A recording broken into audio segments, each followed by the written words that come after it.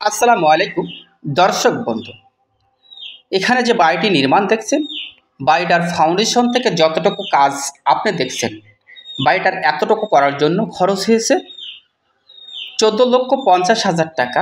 এটি হচ্ছে 3 বেডরুমের সাধারণ একটি বাড়ির ডিজাইন। আপনারা দেখছেন বাড়িটি ব্রিক ফাউন্ডেশনের উপরে আজকের এই বাড়িটি নির্মাণ কাজ কমপ্লিট করা হয়েছে। আপনারা দেখতে পাচ্ছেন বাড়িটির ছাদ 1050 স্কোয়ার ফিট।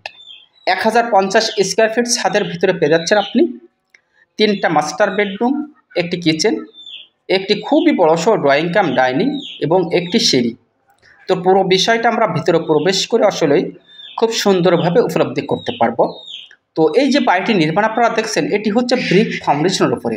অনেক ভাই আছে যে বলেন, কমেন্ট করে বলেন যে ভাই, ব্রিক ফাউন্ডেশনের উপরে বাড়ি নির্মাণ করলে কি আসলে বাড়িটি টিকে?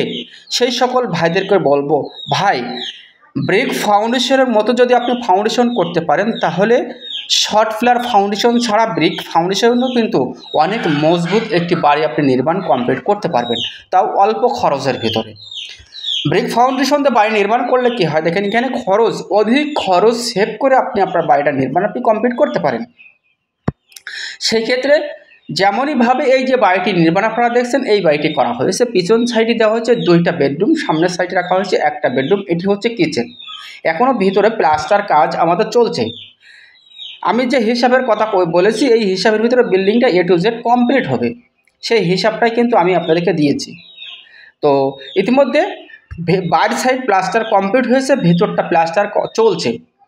প্লাস্টার করে আমাদের যে গোড়ায় যে ড্যাটোটা করা হয়েছে, অনেকে আছে ফ্লোর টাইলসের সাথে ড্যাটোটা টাইলস করেন, অনেকে আছে প্লাস্টারের সাথে একবারে গোড়া ড্যাটোটা কালো রং করে সুন্দর করে কালার করে দিন।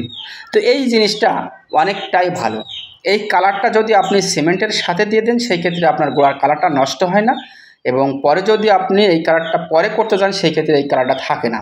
তো এটা হচ্ছে আমাদের পিছন সাইডে 2টো বেডরুম দিকে আসলেন, এবং সামনের সাইডে আমরা পাবো আরেকটা বেডরুম। এটা হচ্ছে পিছন সাইডের বেডরুম। তাহলে এই ব্রিক ফাউন্ডেশন দিয়ে যদি আপনি যখন একতলা বাড়ি নির্মাণ করবেন, আসলে ফাউন্ডেশনটা কেমনভাবে করলে আপনি কম খরচে বাড়িটা নির্মাণ কমপ্লিট করতে পারবেন। দর্শক বন্ধুরা, যদি আমরা ফাউন্ডেশন বিষয়টা একটু লক্ষ্য করি, এই বাড়িটা যে ফাউন্ডেশন করা হয়েছে, প্রথমে আমাদের 25 ইঞ্চি সলিং দেওয়া হয়েছে। 25 ইঞ্চি মাটি কাটা হয়েছে, কাটার পরে একটি সলিং দেওয়া হয়েছে। সলিংয়ের পরে একটি সিসি ঢালাই করা হয়েছে, তারপরে 20 ইঞ্চি গাঁথুনি দেওয়া হয়েছে। 20 ইঞ্চি গাঁথুনির পরে 10-15 একটা দেওয়া হয়েছে। 10 ইঞ্চি গাঁথুনি করে আমাদের ভিটা লেভেলটা কমপ্লিট করা হয়েছে। ভিটা লেভেলটা 10 ইঞ্চি গাঁথুনি করে আমাদের কমপ্লিট করা হয়েছে। করার পরে আমাদের যে ওয়াল গাঁথুনিগুলো দেখছেন, 9.5